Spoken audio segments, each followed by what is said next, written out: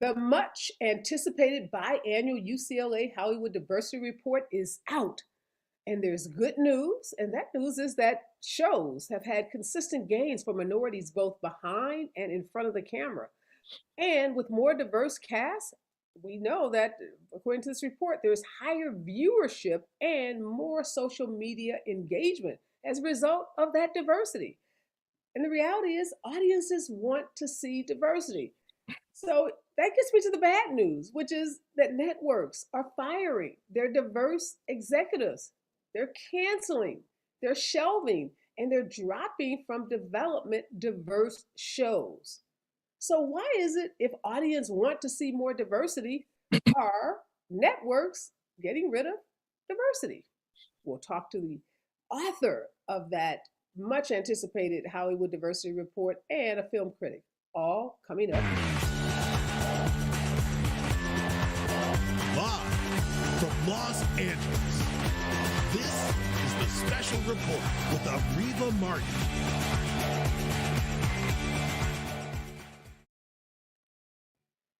I'm still scratching my head trying to figure out, if audiences want to see more diversity, how come we don't see more diverse staff and more diverse shows being created? But in a recent Deadline article about the biannual Hollywood Diversity Report, the bad news is that some networks are starting to lay off, to fire, to get rid of a lot of their diverse executives and to get rid of those diverse shows that audiences say they want. I'm super excited to be sitting down with Dr. Darnell Hunt. He's Executive Vice Chancellor and Provost at UCLA, and he's also the co-author of that much anticipated Hollywood Diversity Report. Good morning, and thank you, Dr. Hunt, for sitting down with me. Good morning. How are you? I'm great. Last time I saw you was about a year ago. We were talking about the 2020 Diversity Report, and now here we are a year later. Good news from the report is that minorities have made a lot of gains, people of color, both in front of the camera and behind the camera. So let's delve into some of those findings from this report. I guess the first question I want to ask you is, if you compared this report to the report, the diversity report that you did a year ago, like, what's the top line takeaway from a comparative analysis? Yeah. Well, so the first thing I should say is that we've been doing this report series since 2014. And we're always about a year or so behind with our data because we have to wait for the season to end before we can collect the data, analyze it. And lots of data go into this report. So our first report in 2014 looked at 2011-12, that TV season, and films that were released in the calendar year 2011. The value of our report is that we're able to look at trends, because we do this, like you said, twice a year, once for TV, once for film. And so we're able to kind of look over time. And now we've looked at 11 years of data, and we can say definitively whether there's been progress or not. And there has been progress. And so I think the big difference between this report and last year's report is that we see more progress. In fact, on pretty much every front, there was improvement over what we saw in the last report. Now, I should put that in context. People of color have done amazingly well in front of the camera, to the point where in some cases, their share of characters is larger than their share of the population, particularly for Blacks. Blacks among people of color as a single group do better than any other group on television. And we can talk about what that means. But behind the camera, we haven't seen the same degree of progress. We've seen progress, as you stated in your opening, but the gap between where we are in terms of the people who make decisions and our share of the population remains large. In other words, white men still control the industry.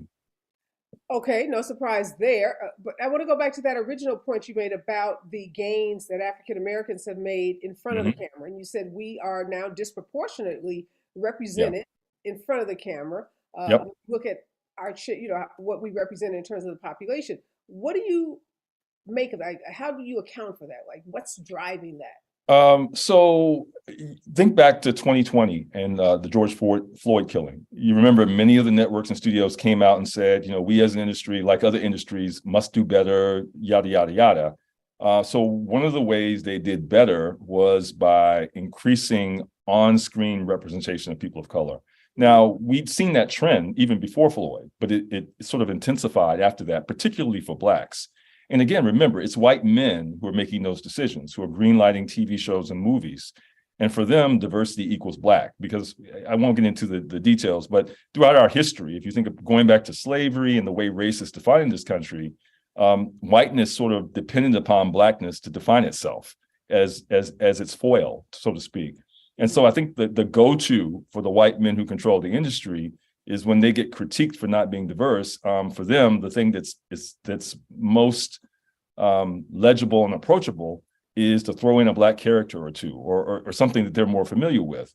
By the same token, Latinx characters are completely underrepresented, egregiously so, because again, the white men aren't thinking in terms of Latinx representation when they make these decisions. So I think that's why we've seen like the dramatic increase in Black representation on screen over the years. Now we can talk about the quality of those roles and what they mean a little bit later, but I think that's why the numbers are the way they are.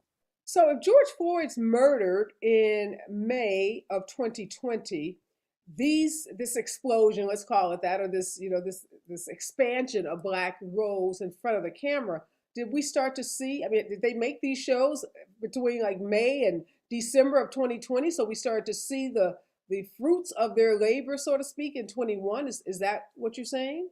Yeah, I think we were already seeing the trend before Floyd, but it increased afterwards, because the data from this report, the 2022 report, is looking at the 2020-21 season. So this would be the first time that the Floyd effect could possibly show up, because we're looking at shows that were made in that period.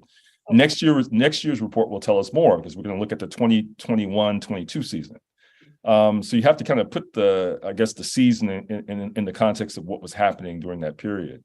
There's a direct correlation between the way these white men who control what gets greenlit, the way they think about diversity, the pressure after George Floyd for us to examine our structures, try to dismantle systemic racism, that translated in Hollywood to put more Black folks. What are these Black men, or are these Black women too that are in? So we do have some gender breakdowns, and it's kind of gone back and forth in recent years, but we've actually seen Black women make some gains relative to Black men. I'd have to give you the exact breakdown, but there isn't a heavy gender effect. It used to be that Black women were absent. You didn't see them, and Black men, to the extent that there were characters, particularly among leads, they were Black men.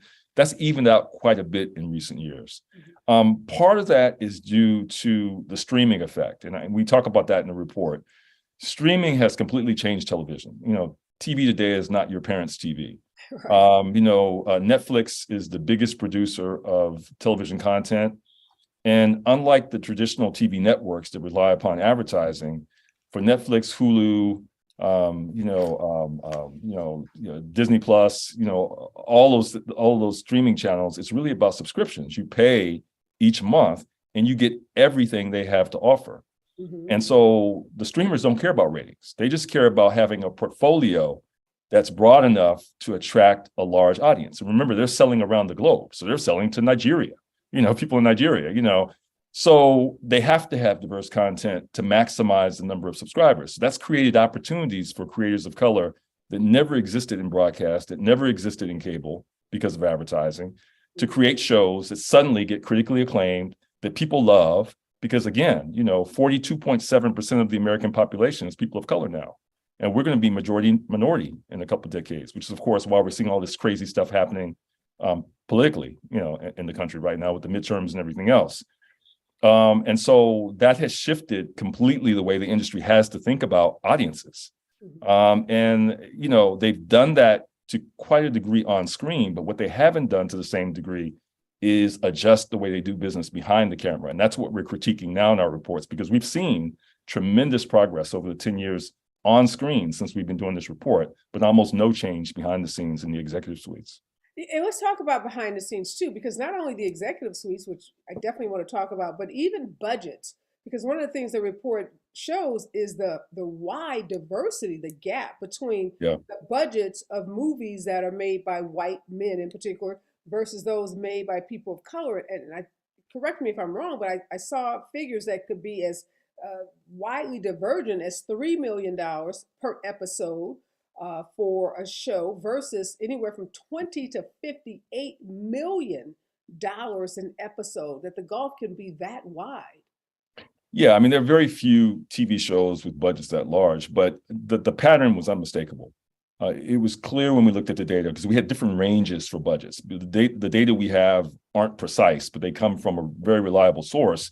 And what they do is they group TV shows into categories where the budget ranges from this number to that number. And so we looked at for each group, for white men, people of color, women, what the distribution of their TV shows look like in terms of budgets. And what we found is that white men are more likely to have larger budgets than anyone else, basically. And surprise, surprise. I mean, it didn't surprise us. I mean, we kind of expected that, but for the first time, we had data to confirm that. Let's go back to those executives, because you said that's been an area where there's been little to no progress over the 10 years that you've been doing these reports. How significant is that? Because on one hand, we had white men responding to George Floyd saying, put more Black people in roles. But on the other hand, we have white men, determining that Latinx people aren't in shows, or that Asian people, or LGBTQ, or disability, folks who have disabilities. So how significant is it that white men still make all those decisions in terms of what gets even seen on television? So the way we talk about it is the industry kind of wants to have its cake and eat it too. On the one hand, they realized the handwriting is on the wall that to make money, given the diversity of the American population, the global population, and what the audience looks like, and the fact that the audience clearly shows with the ratings data, and we have ratings data for all the TV shows, and we also have box office figures for film and who bought the tickets. The data clearly show, and this is one of the things our report has done for the last 10 years, is show how diversity relates to the bottom line. And as the society becomes more diverse, and we're becoming about 0.5% more diverse each year, and we'll be majority minority in about 20 years, as we become more and more diverse, audiences are demanding more diverse content, and that's clear. And so what the industry has done is, okay, the handwriting's on the wall, we want to make money, so we have to appeal to the audience. But guess what? We're not going to change the way we do business. We're going to keep the same white men in control for the most part. We may let a few people in around the margins, but we're not going to, have any sea change in terms of the way decisions are made. And that way we can kind of control, how shows are being made, who gets to direct, how big the budgets are, which is something we saw in this year's report, and so forth, and still, attract audiences and make the money we want to make. And so that's been the strategy so far. But we've argued you can only go so far with that, because the problem is audiences now are sophisticated. They've gotten to the point where they know what they want and what they like. And, white producers and directors are very good at what they do, but what they don't do as well as producers and directors of color is bring a sensibility to the project that's likely to resonate with audiences. And so you see differences in who directs the film versus who produces it. Black Panther would be a different movie if Ryan Coogler hadn't directed it, And the reason it took off and became the biggest superhero movie of all time when it was released originally was because of it hit a nerve that a white director, I argue, could not have hit. So one of the things that we know, I believe it was Kinsey pointed out that the industry was literally leaving billions on the table by not including Blacks more in the process. And the same could be said for Latinx talent and so forth and so on. So at some point, there's going to be a reckoning for the industry, because as we're going to hit a point in terms of diversity and audience demand, they're not going to be meeting it to the degree they should. And again, they're going to be losing, massive amounts of money that they're already losing. It's only going to get worse unless they change what's happening behind the scenes. Is there any pressure, Dr. Hunt, now that's being placed on these, global conglomerates, either by their shareholders or, their internal staff, to make some of those changes in these executive boardrooms? Yeah, that's a great question. So you mentioned in your setup that they've been firing executives of color, canceling shows. So part of that is something that we've been predicting for a couple of years, and that is there's been this proliferation of new TV shows. To the point, this is like the greatest moment in TV history in terms of just what's available. I study TV and I can't keep up. I mean, there's so many shows. And at some point, there's going to be a shakeout, where shows just cannot sustain the audiences and the subscriber base that they need to hit the target, the productivity targets they're looking for, and so forth.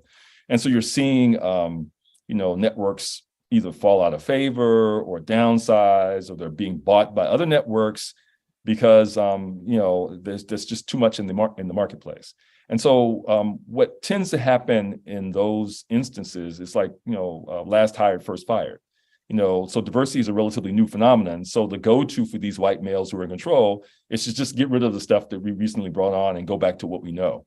And so there's the threat, I think. But I think that's what's so confusing, Dr. Hunt, is the diverse shows create more viewers. Yep. More viewers translates to more money, whether it's more subscription dollars or more ad dollars. So if that's that stream of revenue, you're a CEO and you got that stream of revenue that's making you money, why would you cut that? Why would that be your fallback position, to cut that which is creating you the revenue? It shouldn't be, but logically, that's not what you would do, right? But the people who work in Hollywood are people too. So I'm a sociologist. People act, for a number of reasons, and they may not always be rational from the perspective of what the goal is. And I think that, in the case of the people who run the industry, there's almost this conflict of interest between their own personal power and position and the interests of the organization they work for. And that is to say, they want to remain in power. They know how to do certain types of things. They probably don't know how to do what Ryan Coogler does.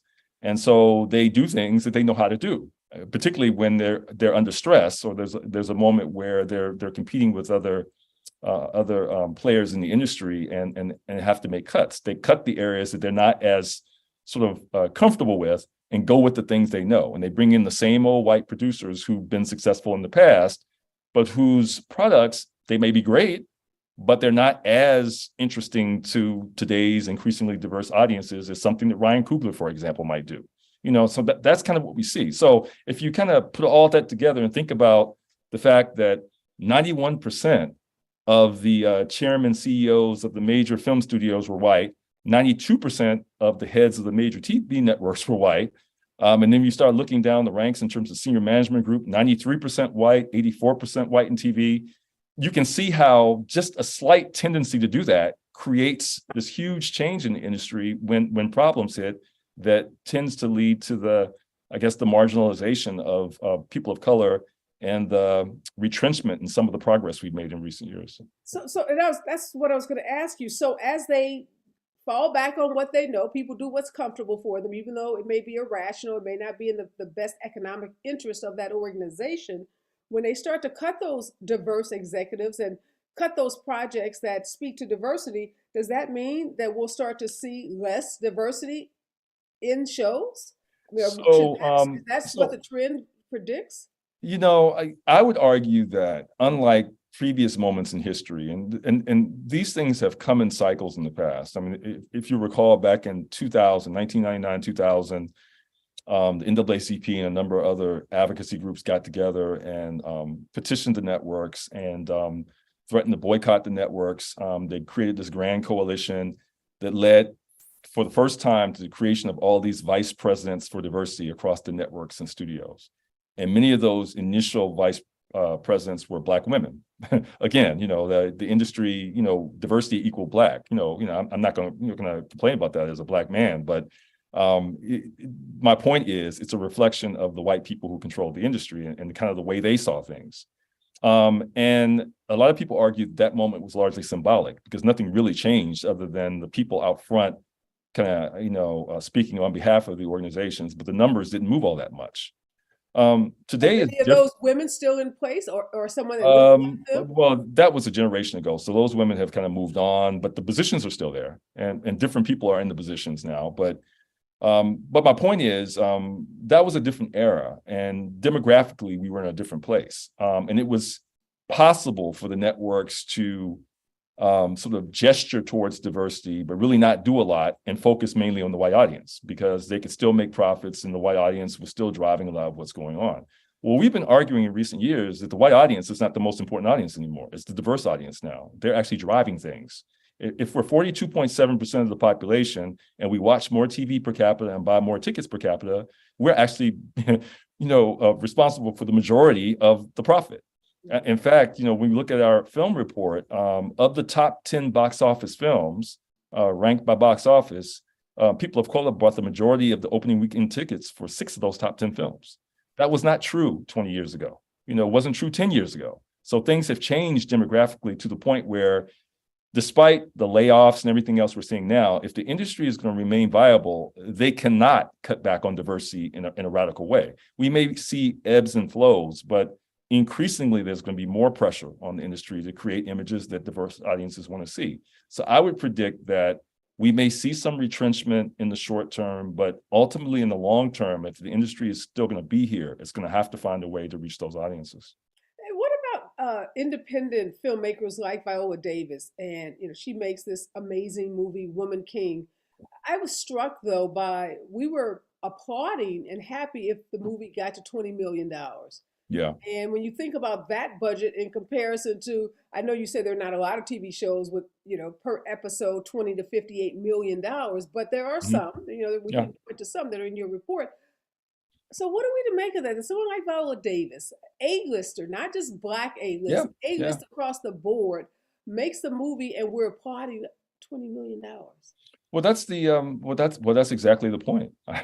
There's a different standard that people of color, women of color encounter when it comes to being given the authority to make a project.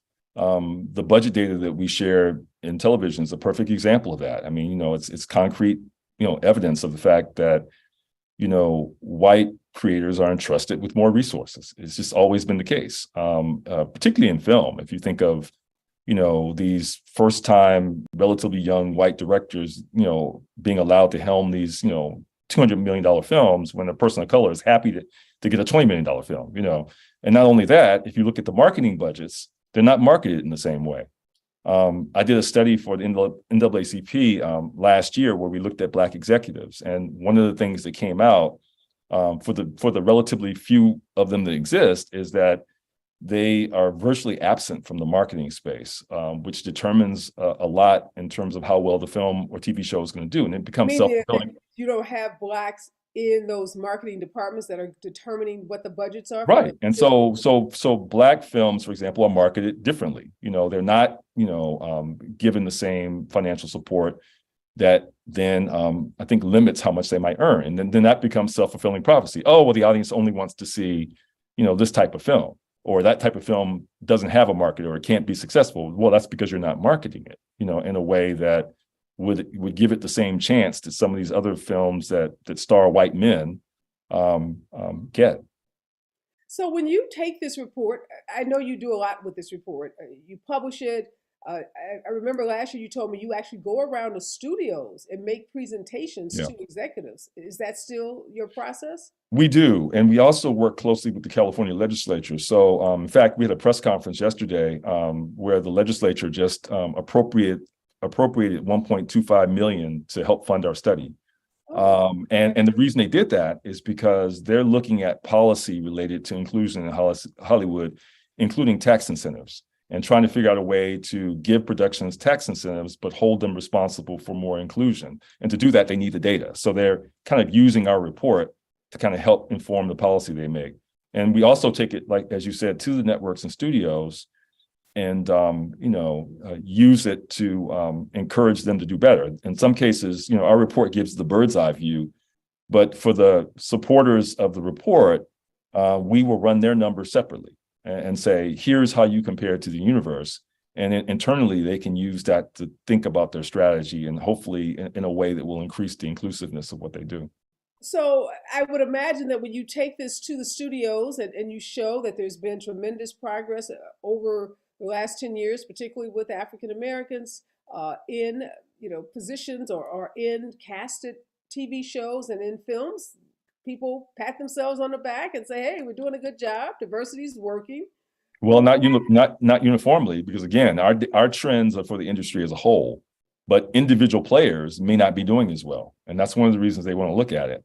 And they might not be doing as well in every category. When you say individual players, who are you referencing? So, we have a number of sponsors of the report, and they've varied from year to year. So Disney has been a longtime supporter. Sony was in the past. Warner Brothers, HBO, CBS, a couple of talent agencies, Netflix, Hulu. And so, without naming names, I mean, some of them are doing great, some not doing as great. Oh, but And you just when we meet aggregate with the data. That's what you're saying. So somebody, right, the so numbers may be driven up by one network. or a combination of networks, and there may be networks that lag. And so when we meet with our individual supporters, they get to look at their data in comparison to the universe to see if they're doing better or worse. And if they're doing worse, that becomes sort of impetus for them to do better. If they're doing better, maybe they do pat themselves in the back. But rarely is anyone doing better in every area. They might be doing great for African Americans, but for Latinx, I mean, everyone is doing pretty poorly. So So what's the response? That's what I was trying to get at. What's the response, one, when they see they're doing poorly in a particular category like Latinx or Asian Americans, but more importantly, when they see that behind the cameras, the C-suites, the executives, that there's been very little movement.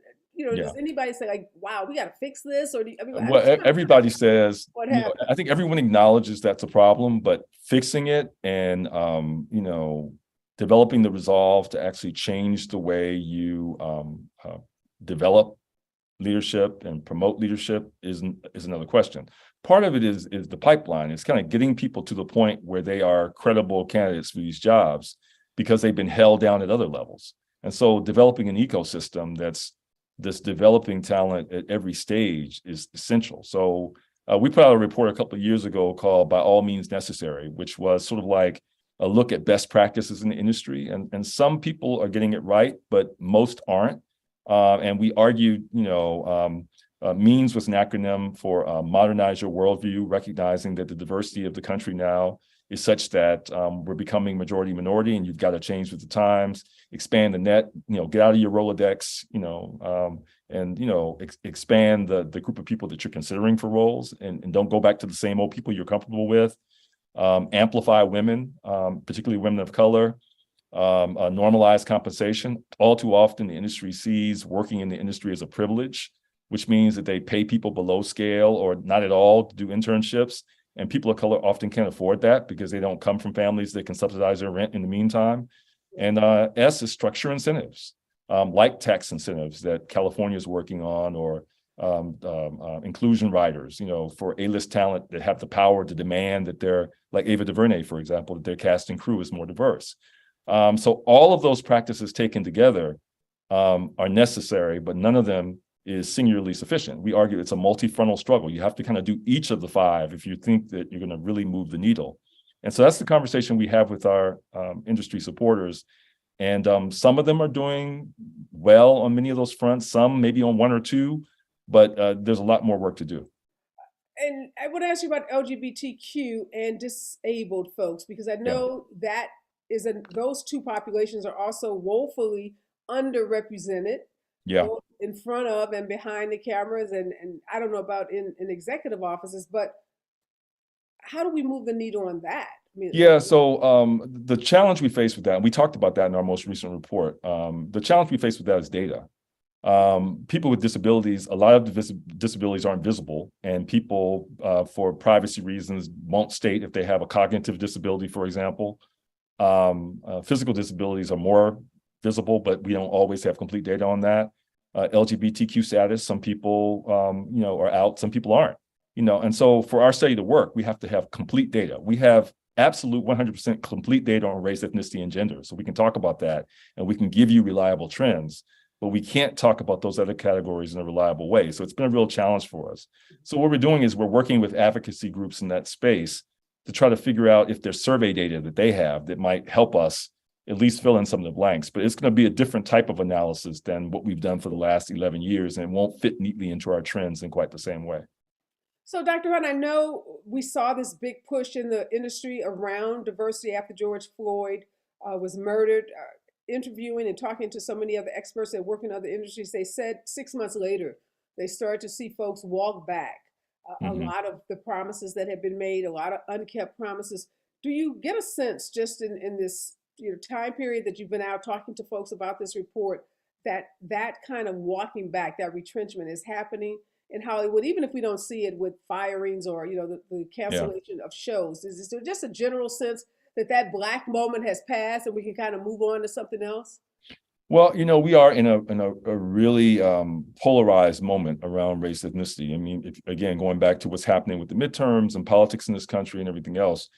So that's definitely working against sort of the movement toward more diversity and inclusion, because you have a large segment of this population that wants to take us back to the 1950s, so that's an issue. And we're actually seeing that in our ratings data. White audiences are kind of becoming more interested in white only programming than they were like even 5 years ago or 6 years ago before Trump, so that's clear. In terms of your overall question, has the Floyd moment passed? Next year's data will tell us. If we see like a retrenchment, a reversal of the progress we've seen next year, then I would safely say, yeah, maybe the moment has passed. But this year's report is still showing, forward progress. And just last question about the Latinx population. Any sense that networks are going to do anything to do better with Latinx? They're going to have to, again, for the same reasons, because Latinx folks are organizing, and they are a huge part of the audience. They buy more movie tickets than any other group. They are the heavy users for movie tickets and for family-oriented films, animation, superhero films.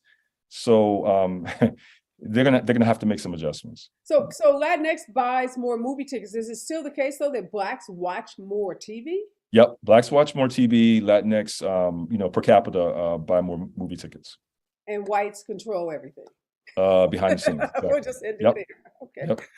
It's always good to see you, Dr. Hunt. I know you got a big job on your hand. Congratulations on everything you're doing over at UCLA. Just keep, putting the pressure on, using this data. I'm glad to see the state legislature supporting what you're doing so you can continue to drive this data, because we know data drives change. So Yep. really glad to know that someone like you is working on this issue. So important, because the images that people see, really determines how people view us as people. And a lot of this polarization is because for years, we know African Americans have been depicted so poorly in the Yep. media, and we're still fighting against those images that. Yep. And that is the point. It's more than just entertainment. It is entertainment, but it's more than that. Yeah. Well, again, thanks so much for sitting down with me this morning, and good luck with the job. Thank you. All right, Appreciate it. Reggie Ponder's here, and Reggie is a film critic. And I always like to talk to Reggie about these issues of diversity in Hollywood, because unlike Dr. Hunt, he doesn't do this data analysis, but he's talking to real people and he's looking at all these movies and shows. So Reggie, good morning and welcome. What do you make of this report? It's both encouraging and it's also a little depressing. Well, Areva, firstly, thanks for having me as usual. I'm always glad to be on and to talk to you about these issues. I want to say before we really get started is that I want to reiterate what you were saying about Dr. Hunt. The work that he is doing, and just listening to him, you could have just kept him on for the other 30 minutes, because just listening to him dissect and talk about not only what the data means to them, but how they also talk to the industry about what the data means to the industry, to help the industry navigate how to do a better job. Oh, absolutely inspiring. I really appreciate the work that he's doing. Now I forgot your question, but I want to say that. No, that's good. No, and I'm super excited to hear he's going to get some money, because this stuff, this is work, and you need staff, and you need smart staff. You got to collect the data and analyze the data, write this, report, and then go out and talk to folks about it. So I'm glad to see he's getting some funding for it.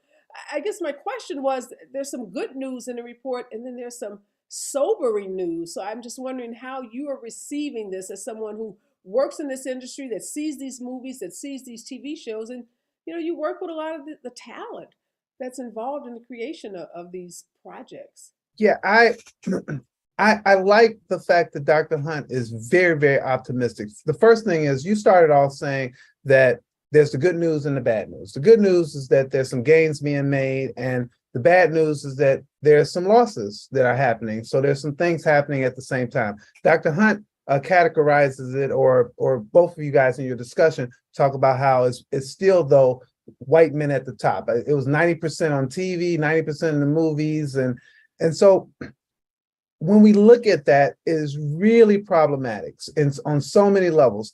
Who gets funded, how much they get funded. You talked about that as well in terms of which directors get more money. This report kind of just breaks it all out, saying, hey, if it's a white-led director for with minority leads, they get more money than a Black director with a white lead. So it's so many things that are happening there, but there is that good news.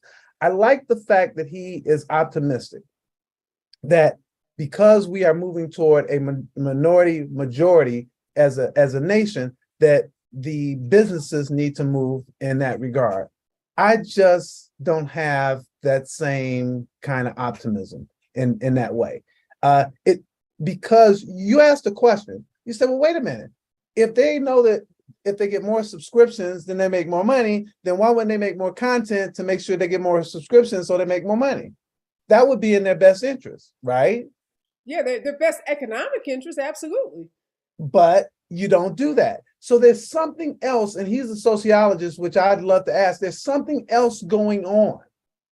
Well, I think he said it. He said it was personal power. He said they're making decisions that are not in the best interest even of the organization because they're trying to hold on to their personal power. And we know, we've seen this across other industries where this real fear that white men have in particular, that they are being somehow dethroned and they're losing their power and they're fighting like crazy to hold on to it. That's what we're seeing played out in our politics. And it's being played out in not so loud and violent way in these studios. The white men who are, I mean, that number is staggering, 91%. I mean, that's just like mind blowing. I didn't get to talk to him about white women where they fit into this equation.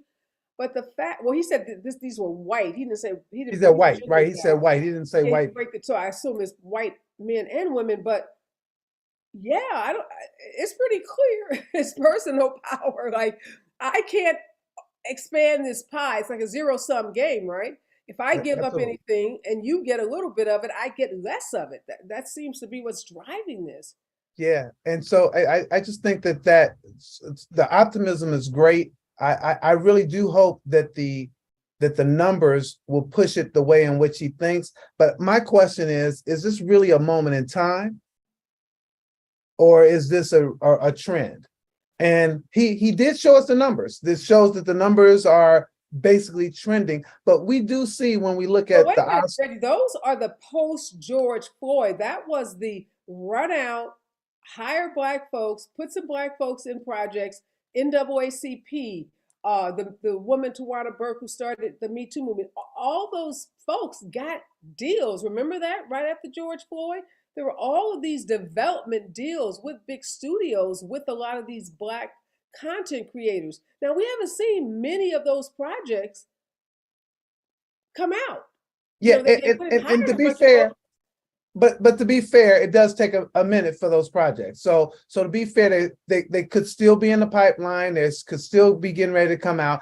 But when we look at movies, and we've talked, you and I have talked about this before, we've seen this up and down thing. We'll be like Oscars so white this year, and then all of a sudden we have 4 or 5 Black people nominated.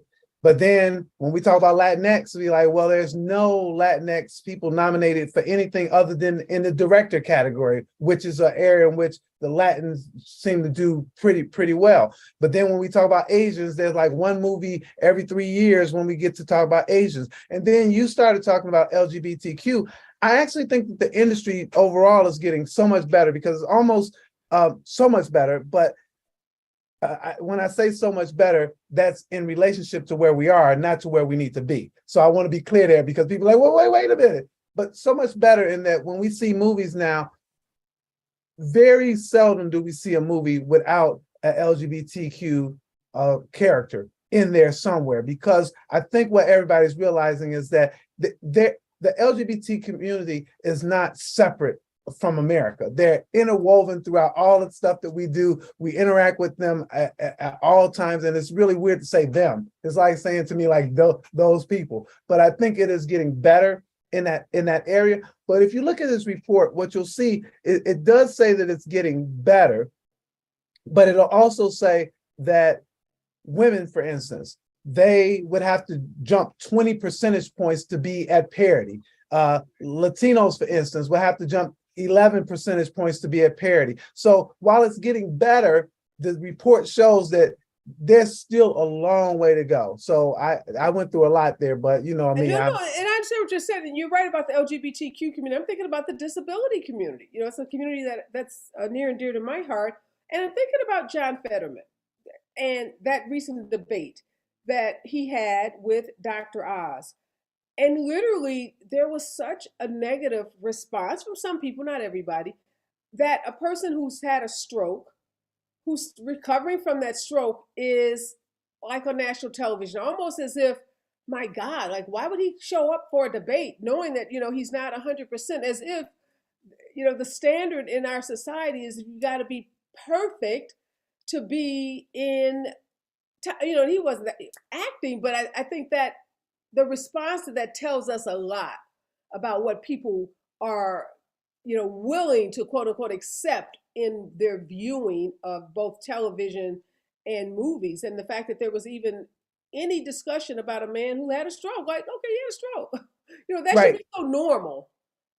And the way that I would, I guess, transition to what I do in the movies industry is to say, look at a movie like Coda, is that it did well for at in the awards area, but how many people really went to see that movie? I didn't look at the numbers, but it wasn't huge. The numbers weren't huge. And so when you talk about disabilities in film, that there's a long way to go there. He talked about that too. I mean, there's such a long way to go. And he's right, is that one of my eyes is less than my other eye, and I could really apply for a disability because it's really that bad, right? But I just walk around with life and do what I do. I'm not going to report it. I haven't reported it. So you would never know that I've been struggling with this issue for a long time. So he's right. There's a whole segment of people who will never, ever talk about any physical disability they have. And that's problematic in terms of getting some of these things out to the forefront. It's a long way to go on the disability. You seem exhausted, Reggie. Like, on the disability end, this is like information overload, and it is just so overwhelming. I met a young kid over the weekend. He is autistic. He's on the autism spectrum, and he's been in The Good Doctor, and he's been in several things, really highly acclaimed TV shows. He's only 15, and he said his biggest wish is to play a character that's not autistic, because he's always been cast as a boy on the autism spectrum. And he says, I am an actor, so I just want to play your neurotypical teenager that is not the kid that everybody, it's not the kid with autism. So when you talk about having a long way to go, that community too is fighting. First of all, they had to fight to even have kids and adults with autism in movies and in shows. And now they're saying, well, wait a minute, do we always have to play someone with a disability? Even though we have a disability, we can play a neurotypical character. It's kind of like Black folks who said we don't have to be the maid. We could be the doctor, we could be the scientist, we could be the police officer. It really is when you're having people who are controlling Hollywood who may not have these sensibilities. One of the things that Dr. Hunt talked about is he talked about the sensibilities of the people who are running some of these projects. They make these projects look different. They cast differently, and the report actually bears that out. They cast differently. The way in which they think about their cast is different. So hopefully, as we maybe get some diversity in there, people will say some of these things and say, well, why? Less diversity, Reggie. The report says the trend, particularly with the anticipated downturn in the economy, that folks like Warner Brothers, HBO are already laying off staff. And as he said, their go-to is to lay off the last hired. And in most of these big networks, the last hired are these quote unquote diversity executives who were brought in to create more diversity even though that more diversity, as we said, creates more dollars and revenue, they're going to be the people that are likely Yeah. No, absolutely. Last hired, first fired, and that happens. It is so great that they do this work for the report. So there's this optimism and positivity there, but we have such a long way to go. I want to point out, Areva, that if you looked in the report, they showed the top 10 movies for white folks. They showed the top 10 movies for whites in the theater and for whites in streaming. When you compare that same list for the top 10 movies for Black people, for Latinx and Asian, not for in the theater, the top 10 movies, not one of the minority lists had one movie on it that was the same as the white list in terms of top 10. So what do you compare? Dollars? No, I mean in terms of I think they looked at dollars. So the top 10 movies for whites on his list are Spencer, The Courier, American Dog, Stillwater, The French Dispatch, West Side Story, Nightmare Alley, The Last Duel, Cry Macho, and The Green Knight. And why is that a white list? Because they were directed by white directors? No, those were the lists for white people. The white people went to see. So the top 10 they had lists, the biggest box I'm office sorry, among white audience. at the box office, the Okay. white folks went to see. Okay. The top 10 list, I won't read them, for Black folks is totally different. The top 10 for Latino X is totally different. And the top 10 for Asian is totally different. And not one of those other Blacks, Latino, or Asian overlaps with the list. Crossover. So it wasn't There's like no West Side Story shows up on the white audience list and the Black audience list and the Latinx audience list. Nope, not one. What does that tell you about viewers? Well, he also said that, white folks are probably looking for more movies that are just, more white. But, I mean, when you look at movies like The French Dispatch, Nightmare Alley, they have some diversity in them. But when you look at The Last Duel or Cry Macho, The Green Knight, you look at those movies, they definitely have diversity. So I'm not saying that, but it's a different diversity than on the Black list would be Judas and the Black Messiah, Respect, Candyman, Space Jam, King Richard, Don't Breathe. Let's look at the Latino list. It's Encanto, Clifford the Big Red Dog, In the Heights, Sing 2, Fast Furious 9, Halloween Kills, Spirit Untamed. The lists are different. So it's telling you that we're not watching the same thing. And it's not an if, since the audience is becoming more and more diverse, which audience do you listen to? Do you listen to the audience that you've been listening to all along? Well, he said it himself. He said Latinos are going to the theaters more. So if they're going to the theaters more and you're getting more of them, wouldn't they be a very, very important audience to do? Now, when you look at streaming actually the numbers were the movies were similar in streaming. In streaming, there were 6 movies on the Black list that were on the white list. There were 6 movies on the Latino list that was on the white list, and there were 7 movies on the Asian list that was on the white list. Give us a couple of those movies that crossed over. So the movies that crossed over are Luca, Red Notice, Raya and the Last Dragon, The Mitchells and the Machines, and Black Widow. Okay. Those are from a streaming perspective. But the movies that didn't cross over, for instance, with the Black list, The Harder They Fall is on the Black list, and it's not on any other list. The Harder They Fall with that A-list of actors, Regina King. But here's the interesting one. One movie that was on all of the streaming minority lists is Vivo. Vivo was on the Black list. Vivo was on the Latin list, and Vivo it was on the Asian list. What was that? I didn't see that movie. It's a animation animation movie, really good. So if you haven't seen it, it's really good. And you're gonna have a few tears. So make sure you have some tissue. But a movie that was not on the Black list is a movie called Wish Dragon. It wasn't on the black list and it's not on the white list. So it tells you a couple of things that I think that Hunt was showing in this whole thing, that we got different audiences that are asking for different stuff. So we should do that. We also have audiences that like some of the same stuff, then we should do that. And then we have audiences that are just looking for overall diversity in whatever they look at. They don't want to look at just all Latinos or all blacks or all, they're looking for some diversity. And this report kind of bears that out. But I'm still stuck on The Harder They Fall. I'm sorry. I get stuck on things. That movie, it was a Western. It had some of the best actors.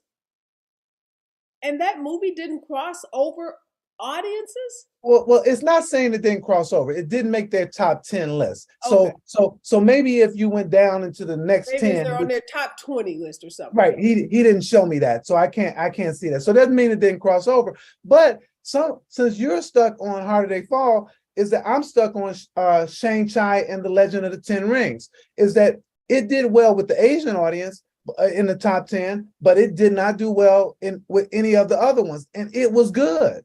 And so I watched it. I would have thought that it would have been a huge crossover for African Americans, Latinx, and white folks. But maybe this goes to Reggie, the point he made about marketing, because we know, as Dr. Hunt told us, that movies by minority directors, or that are considered minority movies, black movies or Latinx movies, don't get the same budgets. So maybe people didn't know about certain of these movies because, one, they don't have the budget, and they probably, I would imagine that the so-called Asian movies are marketed to the Asian community only, right? Yeah, so a lot of black movies never get marketed outside of the black community. This is such a great point, in fact, is that now the budget is, I have the budget and I'm gonna spend it toward the folks that I really think are gonna go see it. What it does two things. It tells the people who are of that ethnicity, hey, this movie is for you, but it tells the people who are not of that ethnicity, this movie is not for you. Yeah. And if you're a real marketer, and I've worked in marketing for over 30 years, is that if you're a marketer, you can market the same product to different people in different ways. But if you don't have the budget, then the black folks are not told why they might want to see Shang-Chi. Yeah, I'm thinking about Till. So Till, I went to the premiere of Till, a movie that everybody should see. It's not it's a story about a black kid and, his mother, but it's a story about the South and whites in the South and blacks, this whole, the spark of the civil rights movement. This is not a black movie. Emmett Till's story is an American story. So the pushback that I would give you on that one, Areva, is that because it's about black history, so to speak, the history and the bad part of our history in terms of, not our history, but America's history, most people are going to view that as a black movie. Most folks shouldn't. They shouldn't. So I can't convince them that it's not, because but what about a movie like The Inspection or a movie like Devotion? These two movies are coming out or getting ready to come out. They have black leads, but will white folks or Latinx or Asian people go see it? I think everybody should. I got to go back to Till. I'm gonna go back to it. I was just about to finish. I think everybody should see it tells the story of the murder and lynching of a black kid does not make it a black movie. I agree. We got to move away from this notion that, how many movies have we watched about white kids getting killed? And we didn't call I totally agree. No, I totally agree. I'm just telling you what they tell me when because you start this thing off saying I get to talk to people, and what people say to me is that, oh, I didn't think that movie was for me. I didn't think that was a movie that I was supposed to go to the marketing of Till because I've seen very little of it. So it means it must have a pretty small marketing budget. It was premiered at the Congressional Black Caucus. They did a premiere of it. It's been premiered at some big urban cities. But have you seen major advertising for Till in Chicago? I have, and it might just be because of Chicago, because the Mamie and Yeah, Tim. the family lives in So, Chicago. so I can't say how it looks across the nation, but we've had some significant advertising here in the Chicago area. Well, we've had very limited advertising in LA, and I've talked to some friends in St. Louis about it, and they're like, they don't know if they've heard about it. So it's they probably did what they typically do: go to where the family's from, go into the Black community in Chicago, and heavily, concentrate the marketing dollars there. But that goes to, so other folks, as you said, that you're talking to, says it's not a movie for them, and I think it's a movie for everybody. And I'm really I agree. sad by that. Let's talk about Wakanda. We got to talk about that before I let you go. All right. Coming out in what, 10 days or four, It, eight, it, 9 days? it's coming out soon, and all of my not all of my, but most of my critic friends have seen it already. I did not. I got What are they saying? I'm not listening. Ah, And the reason I'm not listening, because I do not want it to sway my opinion when I tell people what I really felt, right? okay, that's Um, smart. but I had a second bout of COVID, so I hadn't seen the film. I'll see it on Monday, and Okay. so I'm real excited to see it. But generally, people are excited about what's happening here. Now, there was this pushback, and one of my Chicago colleagues started it. This whole thing about recast T'Challa, and so instead of getting rid of, actually put somebody back in their space, get an Idris, get a whomever, So there was a big campaign about that. But They I heard, didn't do it, right? huh? They did not do it, did they? They did not do that. And so I heard Ryan Coogler talking in an interview just recently, where he said that he wrote the first script with Chadwick in mind. And then when he died, he had to scrap that and then try to redo it. And in some kind of ways, how do they pay tribute to T'Challa and Chadwick at the same time? And this movie does that. I think that it's going to be huge as usual. I don't know if it will do the kind of $200 million that it did, that the first one did, which was groundbreaking and that type of thing. All reports are is that it has the sensibilities. What Dr. Hunt said about that sensibility, you need a Black person, I believe, to do that film, to direct that film. There's things and nuances that you would see to make that happen. So Now, so obviously Chadwick is not in the movie. So who does the movie center now as kind of the leads? they've been holding a lot of this close to the vest, and so I'm going to hold it close to the vest as well. I will say what I do know is that the women are very, very important to become even more important to the story. Okay. And marketing, I assume marketing dollars for a movie like this are massive. They have to be. They have to be massive, because they know that in addition to Black folks going to see it, they need everybody to go see this movie. When you are spending, I suspect they spent over 200 million to make this movie. Because that's what they did for the first one. So they probably spent somewhere between 200 and 250 million just to make it. Mm-hmm. That means they need to make over $1 billion. Mm-hmm. And the first one did that, right? Oh, absolutely. Oh, the first one made that and more. I mean, it did such a great job out there. So this is supposed to make the holiday movie season. This is supposed to really kick that holiday movie season off in a way that no other movie should. And so people are very in much anticipation of it. You can go online. There's reviews out there right now, but I just haven't done it yet because we'll have you back after you have a chance. That we've all had a chance to see it. But quickly, any other movies expected out in this holiday season that center African Americans? You mentioned two. You said Destruction and the Inspection, and it's about a gay man who went into the military. It's a true story about a gay man who went into the military and what he had to go through to become a Navy SEAL.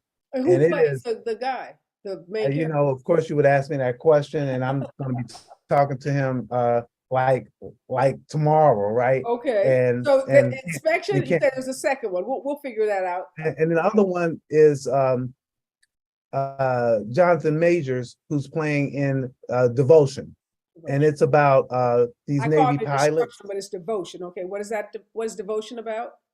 It's about these black pilots and their struggle and how they came to be some of the most celebrated pilots. The character that Jonathan plays and another guy in the history of that. So those are two.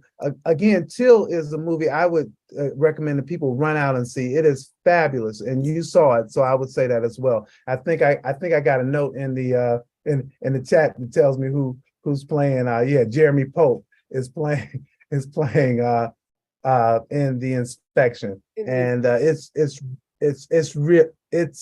It's heartbreaking when you watch that. There are a number of movies coming out, but I will say that the right now in Chicago, they're doing this thing called the Black Harvest Film Festival. And one of the shows that they're showing is this, I think it's called The House of Adellum. And it's on TV. It's a 4 or 5 part series, I think, and it's good as well. So there's a number of things out there to watch. Streaming is here to stay, as the report said. Areva, streaming is here to stay, and it's going to dominate as well. Okay, so we got Wakanda Forever 2, we've got Devotion, we've got Inspection, movies that people should check out. And then I want to have you back to talk about Christmas movies and the increase in diversity, because I was just out at an event with Ella Joyce. You know Ella Joyce, right?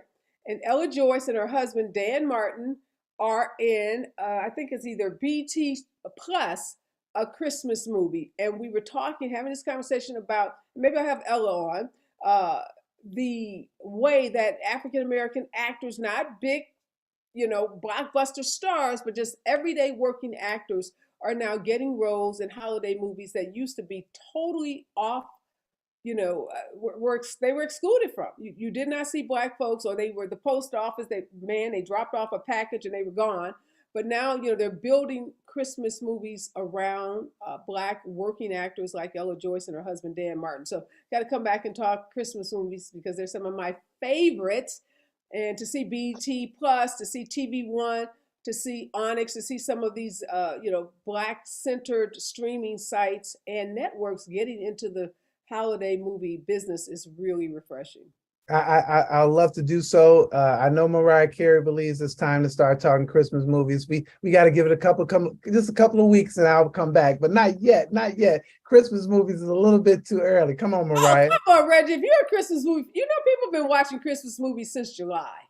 I know, and I know, and I love the fact that your point about African Americans doing that. I will say is that we also have to talk about hope that they do a better job with our Latinx and our LGBTQ, as well as our Asian counterparts as well. We need all diversity. Absolutely. We want to see more Latinx folks. We want to see more Asian Americans. We want to see LGBTQ. We want to see more people with disabilities.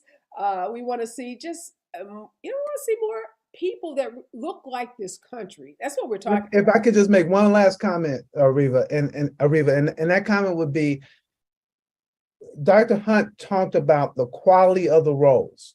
Mm-hmm. Is that the quality of roles matter? So I don't want to just see us putting up some people with disabilities in a movie. I don't want to see that in the background you see a guy with a wheelchair and then there's trying to get over the sidewalk. No, I want to see something more than that. I want to see the woman in the wheelchair being able to say something. I want to see the woman in the wheelchair to be able to do something more than just, I appreciate getting in the movie, but I want them to be a part of the movie. And so I like to say that. No, and that's so important. And that's what we're talking about in terms of diversity, period. We don't want to see black people or Latinx people playing stereotypical roles. We want to see them doing the everyday things that we know they do in this country. So got a long way to go, but at least we got some data that's out there. We got someone like Dr. Hunt and his team that's working on this. And obviously we got you, Reggie, with your ear to the ground, keeping us informed about what real people are thinking about the content that they see, because there's so much content out there. Thank you, my friend. We'll come back. We'll talk about Wakanda Forever.